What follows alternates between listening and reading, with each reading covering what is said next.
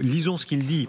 De nombreux experts évoquent le risque d'un ralentissement économique excessif, voire d'une récession. Le président russe qui est prêt à dire à sa propre opinion « nous risquons une récession », ça montre que tout ça a un coût, et notamment le cours du pétrole. Ah oui, alors là, il ne peut pas manipuler le cours du pétrole. Il le faisait auparavant, avant la guerre, avec les Saoudiens. Ils arrivaient, il y avait une sorte d'alliance comme ça pour manipuler les cours du pétrole. Ils s'entendaient très bien, ils s'entendent toujours très bien d'ailleurs avec les dirigeants saoudiens, Vladimir Poutine. Mais là, effectivement, ça ne dépend plus de lui et ça coûte cher. Et il n'a pas vraiment... Contrairement à la Chine, il n'y a pas vraiment d'industrie manufacturière capable d'exporter dans tous les pays des BRICS. Ça, c'est un peu fini. Est-ce que ça jouera dans la tête de Trump ? On disait tout à l'heure, Trump, on lui présente des cartes et on va entendre des séquences assez saisissantes où on comprend que, même s'il est parfois brouillon, il regarde les cartes. Mais aussi, à l'économie, pour lui, c'est très important. L'idée, quand il va voir que l'économie russe va encore plus mal... Il va sûrement dire à Poutine, Trump, écoute... regarde ce que je te propose. Je te propose de faire un grand deal business entre tout le nord, l'hémisphère nord, quoi, autour de l'Arctique. T'as intérêt à accepter. Oui, ça serait ton intérêt d'accepter. Regarde, ne gâche pas ta chance, Vladimir. Il lui dira sûrement ça.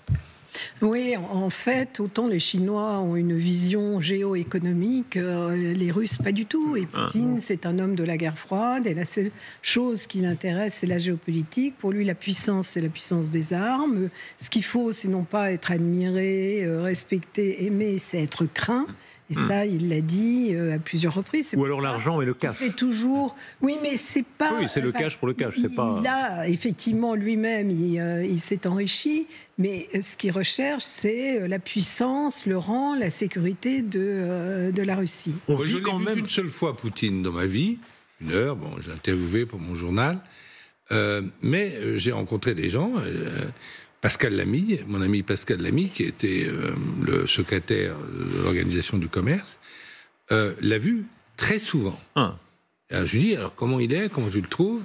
Il m'a dit, c'est un homme qui est très intelligent, cultivé, agréable de conversation, mais il y a quelque chose qui ne l'intéresse pas du tout, c'est l'économie. L'économie, ça l'ennuie, et voilà, il n'a pas du tout d'appétence pour ça, c'est un officier à l'ancienne. Et c'est pour ça d'ailleurs que j'étais persuadée, puisqu'il cherchait à rester au pouvoir au-delà de 2024, qu'il ne referait pas le swap avec un Premier ministre, parce que ça ne l'intéresse pas d'être Premier ministre. Le Premier ministre, il s'occupe d'économie, justement. Tradition du pouvoir russe. Déjà, Gorbatchev, des gens qui avaient une connaissance du marché nulle. Ils avaient le sens de l'argent, ils savaient facturer très cher ses conférences, moi j'étais témoin de ça, mais la connaissance du marché, c'est d'ailleurs pour ça que tout s'est si mal passé sous lui et sous Eltsine. Après la puissance pauvre, on parlait. Oui, mais justement, ce qui a changé, c'est que Poutine, en fait, il a... Alors, point de vue économique, quand même, je me rappelle, ça m'étonnait toujours, quand il recevait un chef d'État, systématiquement, il commençait en citant les chiffres de la balance commerciale entre les deux pays. Ensuite, ça a un peu disparu. Sur l'économie, en fait, il a surtout beaucoup laissé cela aux libéraux, et généralement, c'était pas des gens incompétents qu'il a mis dans les ministères sur ces questions, quand il a mis Koudrine, qui était au ministère des Finances, ou bien Elvira Nabiulina, qui était ministre du Développement économique, et qui est maintenant patronne de la Banque centrale. Soit dit en passant, c'est souvent d'ailleurs des libéraux, voire des ultra-libéraux qu'il a mis, assez étonnamment. Cela étant, est-ce que ça peut être décisif ? Est-ce que les Ukrainiens, en voyant ça, peuvent se dire, si on tient 6 mois, 1 an, ça peut être le temps qu'il faut pour que la Russie n'ait plus les moyens de sa guerre ? Non. Alors, je pense que la bonne question, vous venez de la poser sur les moyens de la guerre. Parce que les moyens, il ne faut pas oublier que la plupart des hommes sont payés avec des forts salaires. Et c'est ce qui compte, en particulier pour tous les pays les plus pauvres de la Russie, où, dans le fond, la guerre, et en particulier la guerre des morts, c'est presque une manne, parce que les familles touchent de l'argent. S'il y a moins d'argent à donner à l'engagement militaire, au niveau de la soldatesque dont il a besoin de soldats.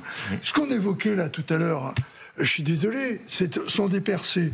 Ils ont dû mettre des forces spéciales pour aller aussi vite, pas des forces conventionnelles habituelles. Mais il faut tenir après. Or, quand vous avez du terrain, et là c'est la base de la stratégie militaire, vous avez une position, c'est pas le fait de la prendre, c'est de la tenir. Si vous la tenez pas, vous avez payé le prix humain et ça n'a servi à rien, sauf pendant un moment de surprendre l'ennemi. Or, cette stratégie, si derrière il y a de moins en moins d'hommes prêts à y aller, eh bien, on les paye. C'est ce qu'il a fait. Il a fait une espèce d'armée de conscription, mais avec des salaires importants, qui fait que même s'ils ne sont pas va-t-en-guerre, ils y vont parce que de toute façon, ils ne gagnent pas leur vie. Ils sont pauvres partout. Oui, mais toute la question, en fait, est la paye des soldats ne fait évidemment pas leur valeur. Je vais vous donner un exemple. Il y avait des soldats extrêmement bien payés, extrêmement gras, avec un matériel superbe. C'était les soldats koweïtiens, mais ils ont résisté un jour à l'armée irakienne. Donc, non. Toute la question est de savoir s'il va réussir ou non à persuader la population russe que c'est une grande cause pour elle, que la Russie ne peut pas se permettre d'encourir une défaite, et que donc il faut que toutes les forces russes se rallient derrière lui pour la victoire. S'il arrive politiquement à faire ça, ce qu'avait réussi Staline dans une configuration totalement différente, puisque c'était l'URSS qui avait été attaqué, mais au moment où Staline a fait son discours, au bout de plusieurs semaines, il n'avait rien dit, puis tout d'un coup, il a parlé. Il a dit qu'il s'agit de défendre la mère patrie. Il a oublié le bolchevisme. Staline, c'était plus le communisme. Il n'a plus dit camarade. Voilà, c'est plus camarade, c'est la mère patrie. C'est la mère. Voilà, c'est la mère patrie. Il a fait revenir le patriarche de son goulag, etc. C'est la mère patrie. Et ça a marché. Est-ce que pour Poutine, s'il veut vraiment aller jusqu'au bout de son histoire, est-ce qu'il va avoir besoin de soldats motivés? C'est pas la paye qui fait, c'est pas les mercenaires qui sont les meilleurs soldats. Et ça, on ne le sait pas encore.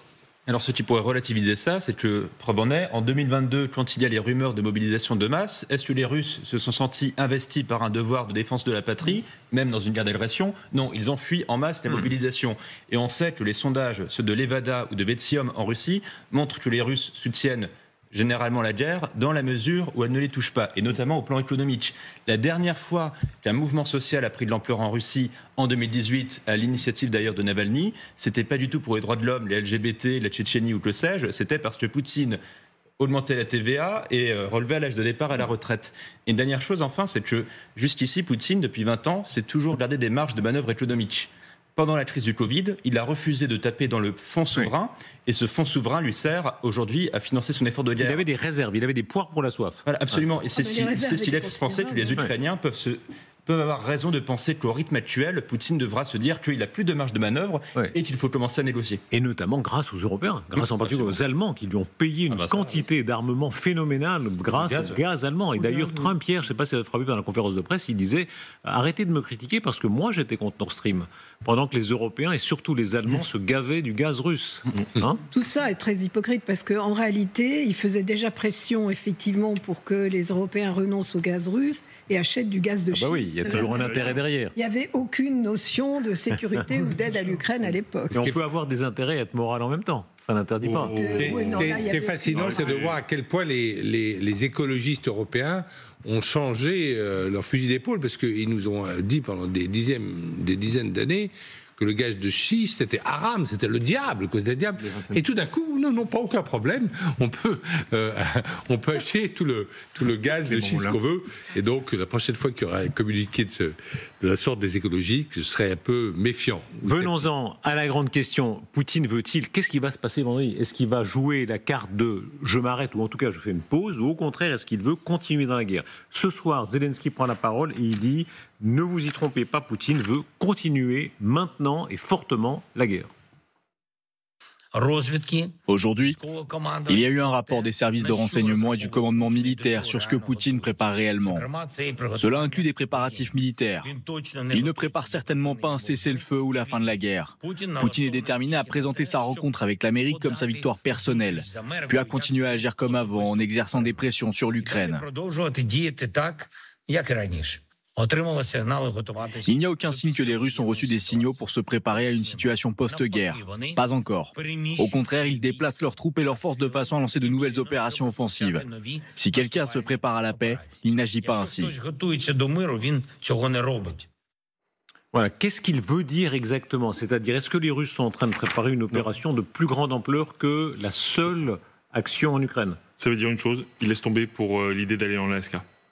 C'est ça. C'est-à-dire que vous aviez cette idée qui apparaissait, qui était évoquée via des fuites dans la presse américaine, que Zelensky pourrait être invité lors de la fameuse réunion qui aura lieu en Alaska entre Trump et Poutine.